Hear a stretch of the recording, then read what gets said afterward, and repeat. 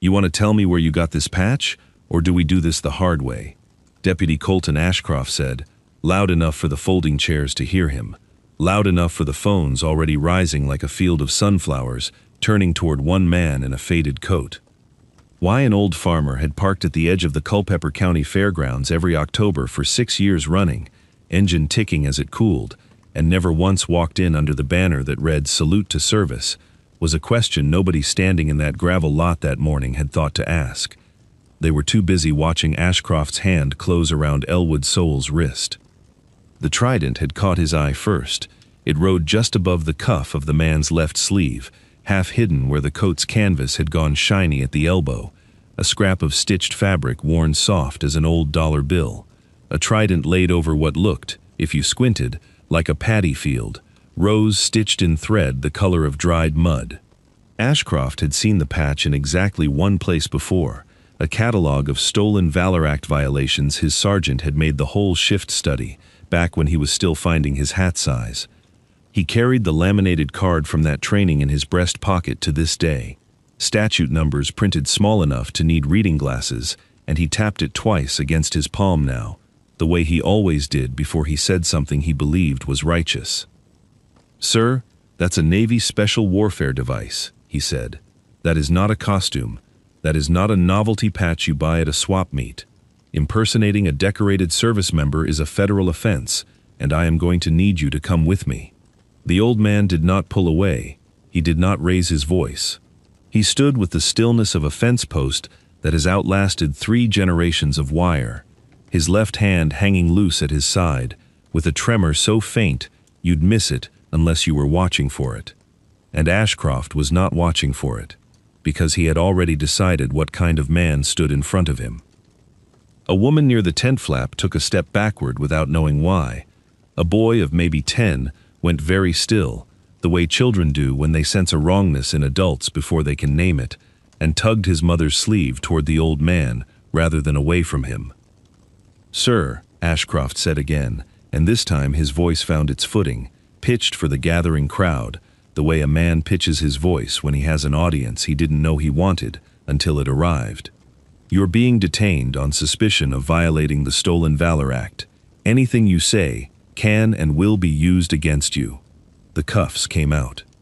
They caught the morning light, October thin and gold over the flagpoles, and somewhere a phone's shutter sound went off in a chorus of tiny clicks, though every one of the fairgoers holding one up would have told you, if you'd asked, that they had never seen anything like the calm on that old man's face as the metal closed around his wrists.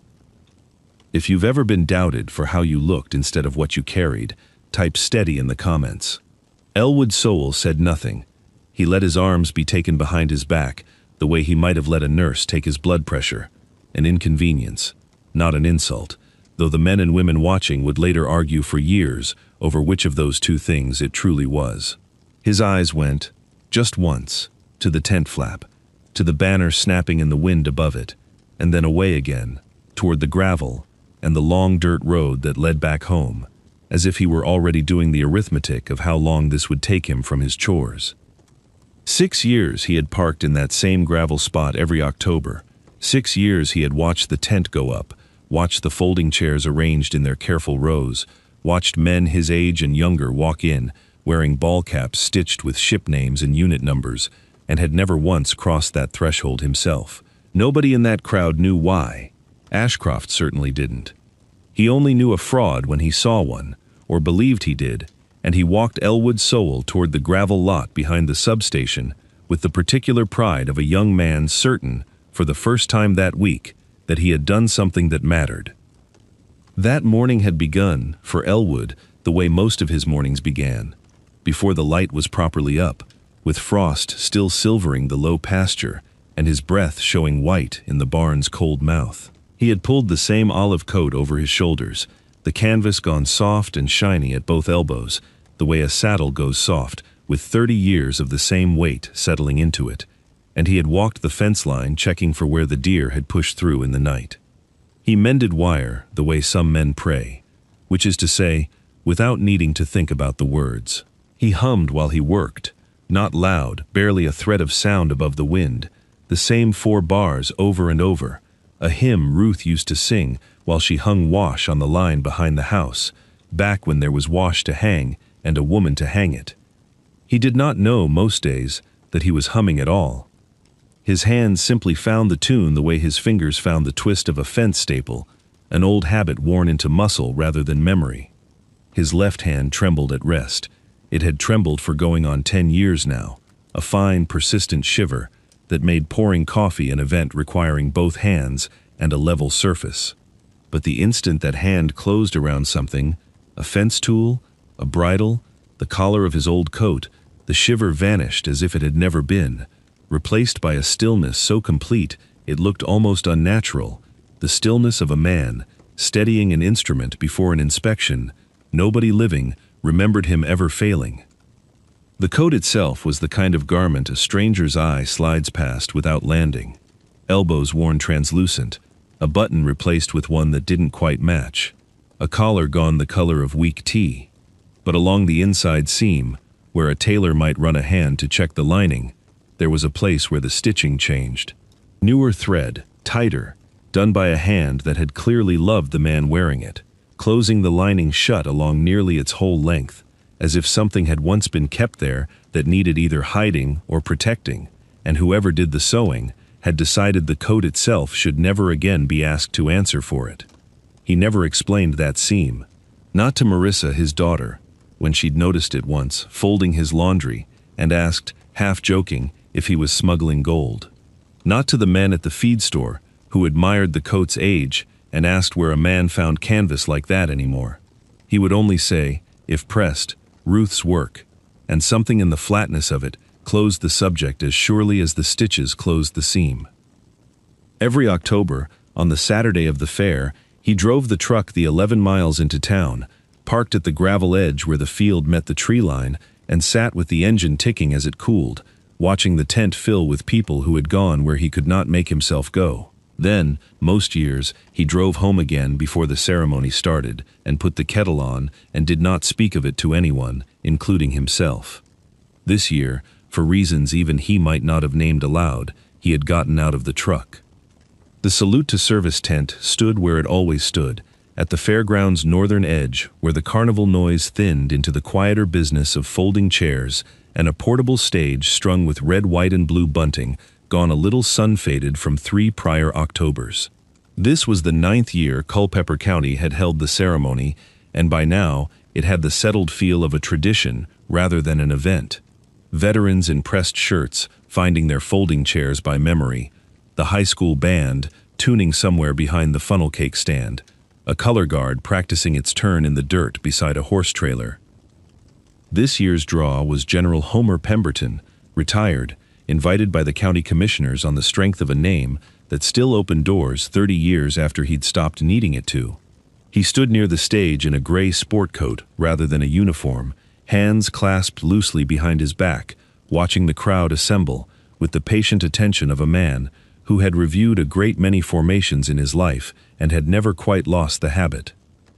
Beside him, working the tent like a man who owned it, because in the way that mattered to the county's budget, he essentially did, stood Preston Wycliffe, the contractor whose company had sponsored the ceremony for 6 years running, whose logo sat discreetly on the corner of every program, and who had, some 2 decades prior, personally commissioned the county's Veterans Registry as what he liked to call a gift to the community. Today he was walking the reporters through the morning's centerpiece, a bronze plaque still under a canvas drape at the tent's front, honoring the county's sole local frogman, a man named in raised letters who had died some years back and whose family would be seated in the front row.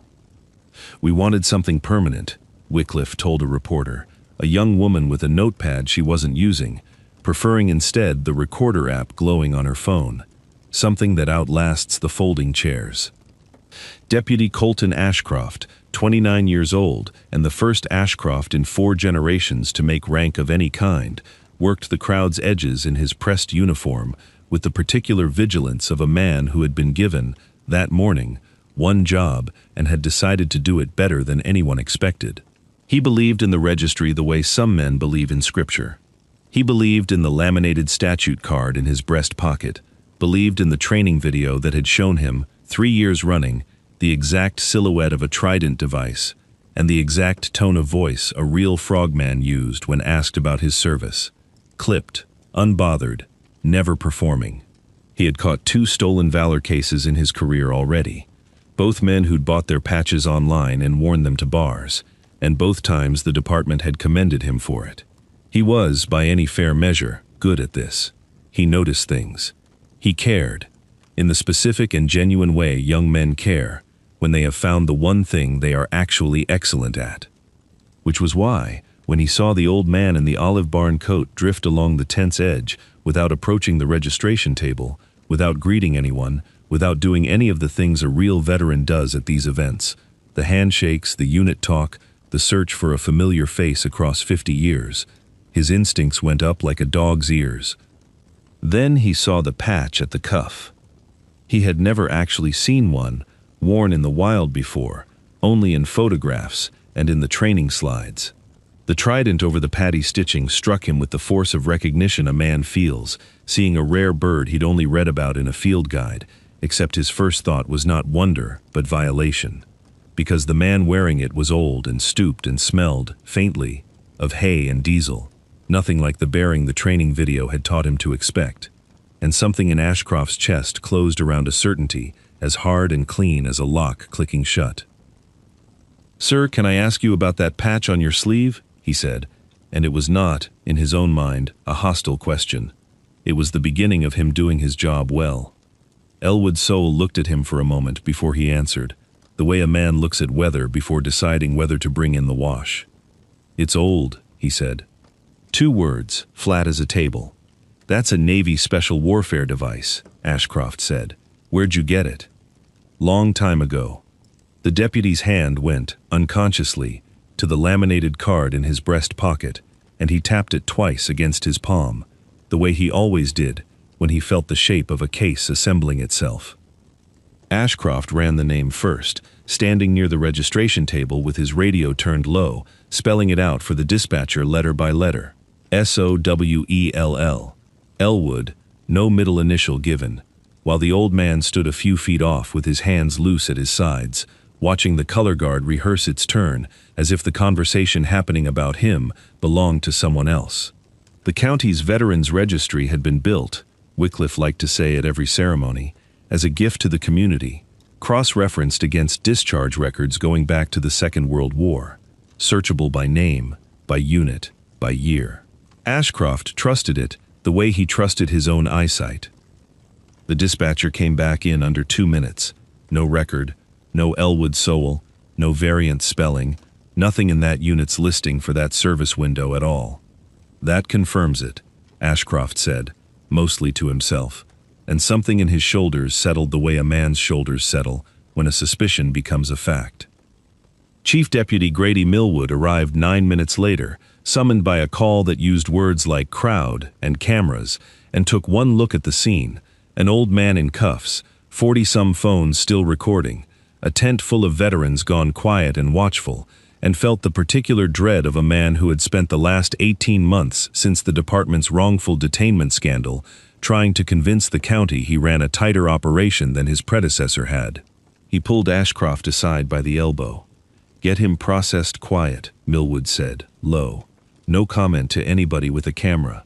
We do this by the book, and we do it fast, and if it turns out to be nothing, it never happened in front of this many witnesses." "It's not nothing, Chief. Patch matches training exactly. Registry's clean. That's textbook. I don't care if it's textbook. I care if it's on the 6 o'clock news." Near the funnel cake stand, a young woman with a county press badge clipped to her blazer had already stopped taking notes and started typing in earnest. Hunter Radcliffe wrote for the Culpeper Sentinel, 26 years old, hungry in the specific way of a reporter whose last 3 stories had run below the fold, and she recognized, watching the cuffs go on, the shape of a piece that would not. Local farmer arrested for impersonating Navy SEAL at Veterans Day Fair. She had the headline before she had the facts, and she began drafting on her phone, even as Elwood was walked toward the gravel lot behind the substation, planning to file by evening so the story could run Tuesday's edition alongside the fair's own photographs. "Anything you want to say for the record, sir?" she called after him, jogging a few steps to keep pace. No, Elwood said. The deputy says the patch is a federal violation. Do you understand the charge against you? I understand it. Where did you actually get that patch? He stopped walking for just a moment and looked at her the way he'd looked at the sky that morning, before deciding whether the frost would burn off by 10. Somebody gave it to me, he said. A long time ago.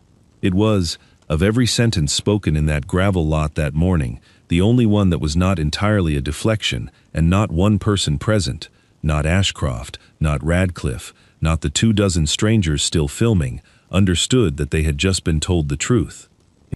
They were 40 feet from the substation door, Ashcroft's hand light on Elwood's elbow, the crowd trailing them in a loose and murmuring current, when General Homer Pemberton crossed the gravel lot at a pace that made grown men in that crowd instinctively straighten their own backs before they knew why.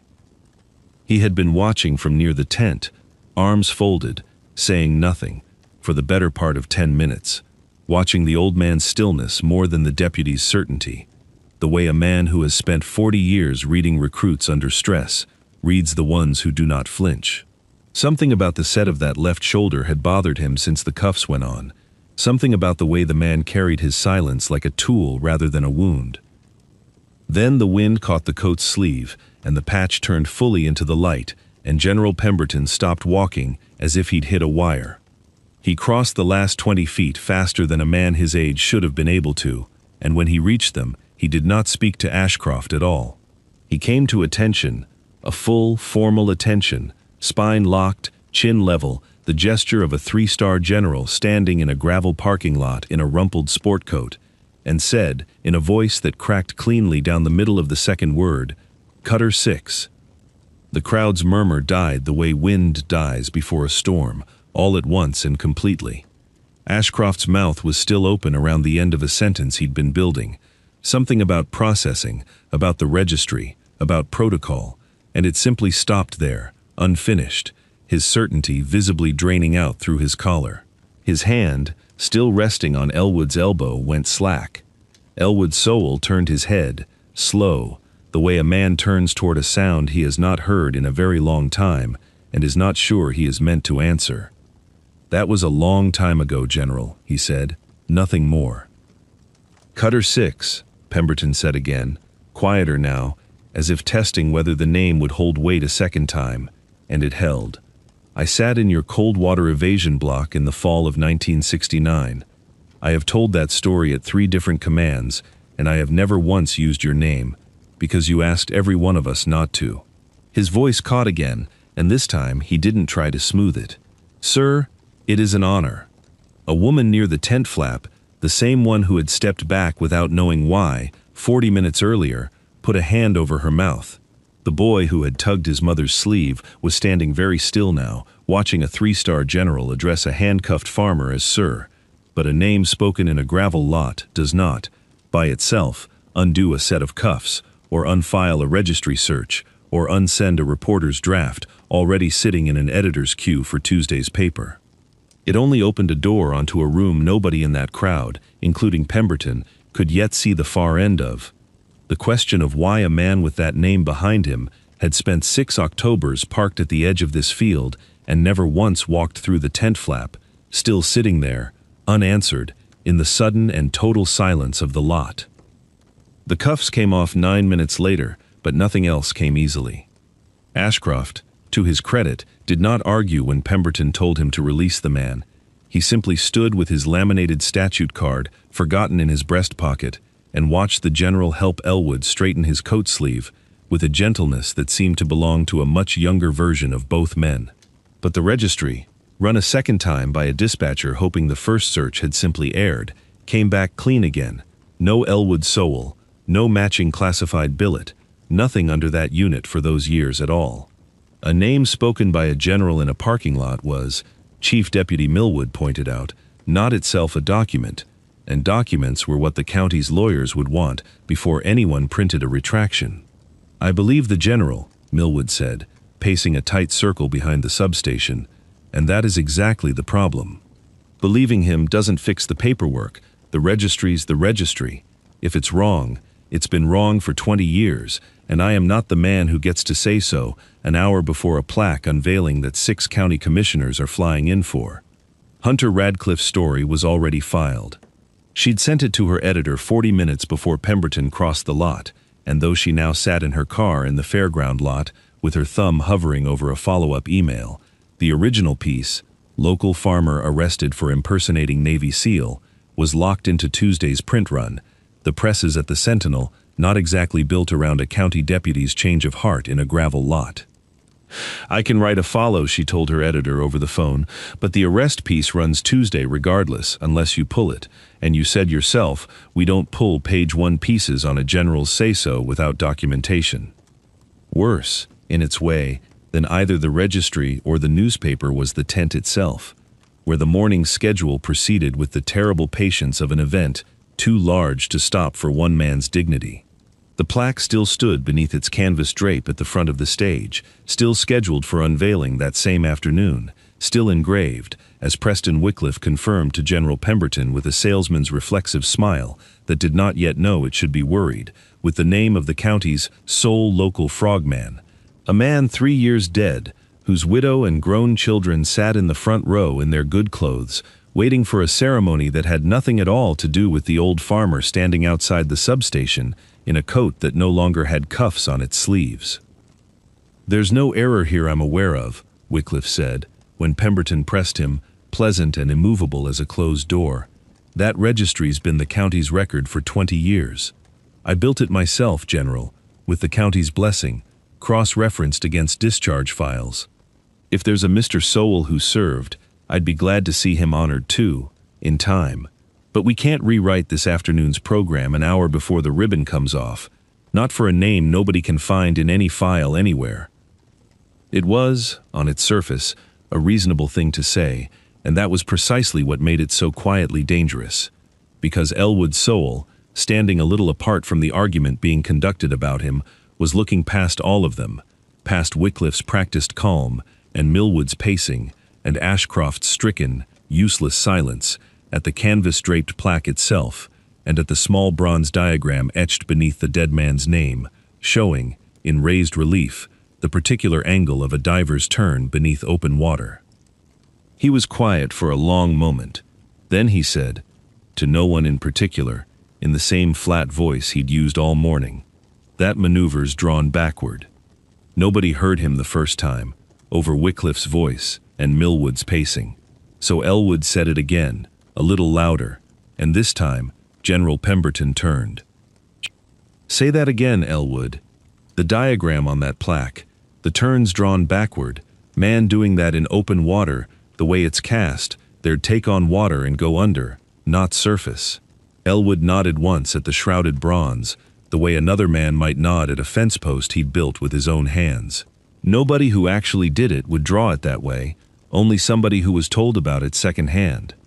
Wycliffe's practiced smile did not fall so much as freeze, the way water freezes at the surface first, while everything underneath keeps moving. It took the better part of that afternoon and into the evening to run the diagram to its root, but once General Pemberton insisted the plaque's unveiling be delayed pending review, a request no county commissioner wanted to be seen refusing in front of a 3-star general and a growing knot of reporters, the thread came apart with the particular speed of a thing that has been fraying quietly for a very long time. The diagram had been copied, Wycliffe's own company records showed, from a training manual his firm had licensed 22 years earlier, a manual whose original schematic Wycliffe had personally simplified for what an old internal memo called narrative clarity, a phrase that made Chief Deputy Millwood go very quiet when he read it aloud. The manual's original schematic bore no name at all, only a designation, Cutter 6, Instructor. Wycliffe, building the county's first veterans registry and its first salute to service ceremony 2 decades prior, had needed a face for the program, a story simple enough to print on a program insert, and the instructor's designation, classified, unglamorous, tied to no single dramatic story a family could stand behind at a podium, had been quietly folded out of the record in favor of the county's one known, decorated, and by then deceased local frogman, a man who made, Wycliffe would later admit, without quite apologizing, a cleaner story for the plaque. What none of them knew until that evening, when Pemberton placed a call to an old academy contact who still kept files nobody else bothered to keep, was that the dead man on the plaque had trained under Cutter 6 himself, in the very cold water block Pemberton remembered, and had said as much in a letter home to his own family in 1970, a letter his widow still had in a shoebox in her hall closet, and produced, bewildered, when Pemberton gently asked. The letter did not once use Elwood Sowell's name. The training designation had outlived even private correspondence, but it named the technique, and it said, in a young man's plain and grateful handwriting, that his instructor had taught him a way to turn beneath the water that saved every man in his class, and that he owed him a debt he did not know how to repay and never expected the chance to. The plaque, unveiled or not, had been quietly honoring the wrong debt for 20 years. They sat together that evening in the tent after the crowds had gone, just Elwood, Pemberton, and Ashcroft, the folding chairs stacked in leaning towers along the canvas wall, and the bronze plaque still shrouded on its easel like something not yet ready to be looked at in daylight.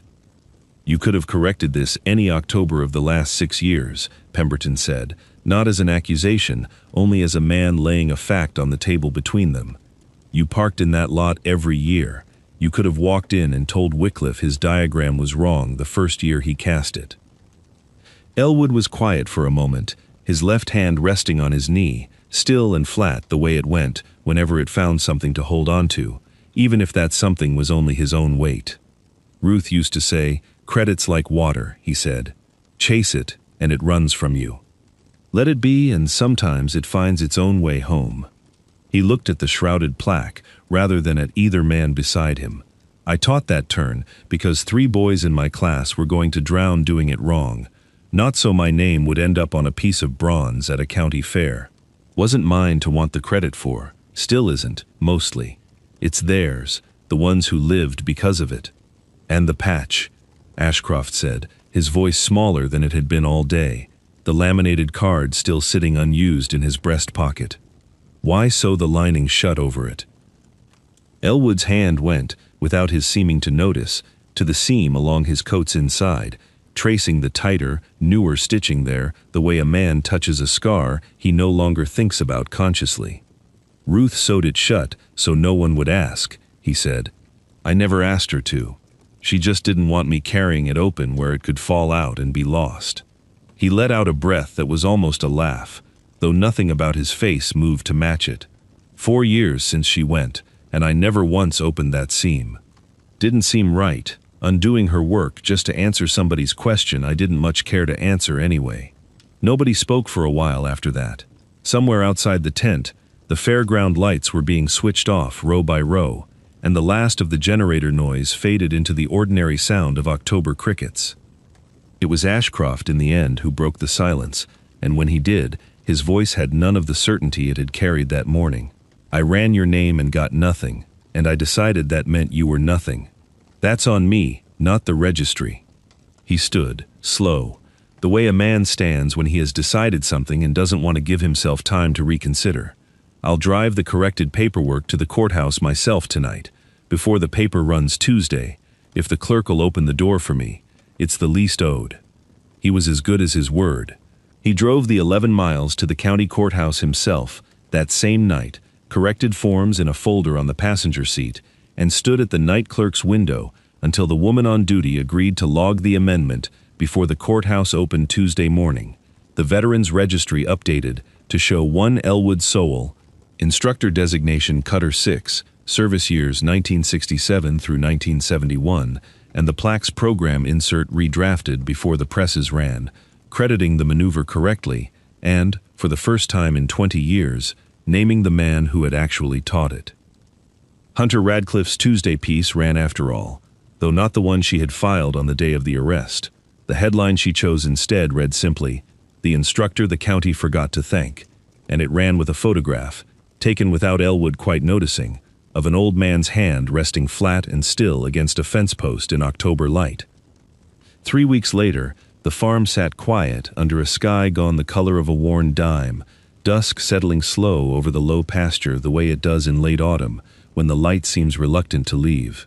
Elwood sat at his kitchen table, with the day's mail still in its envelope beside him, a small cardboard mailer from the county commissioner's office that he had not yet found a reason to open.